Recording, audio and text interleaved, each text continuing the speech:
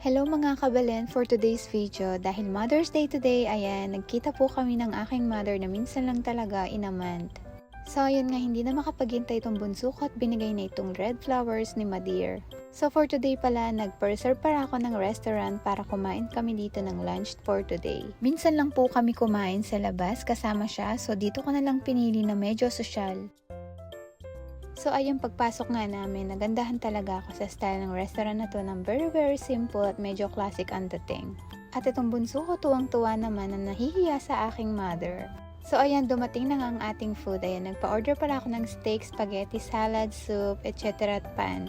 Masarap talagang kasama yung nanay mong kumain. Ayan o, Diyos ko, nag-e-enjoy pa siya dyan guys.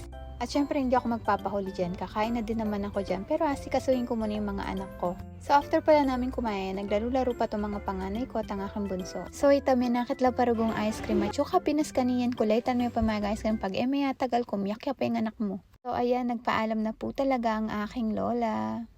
Medyo malungkot siya kanya no, medyo mga paluhaya pa kanya. Stay strong mother, love you, bye!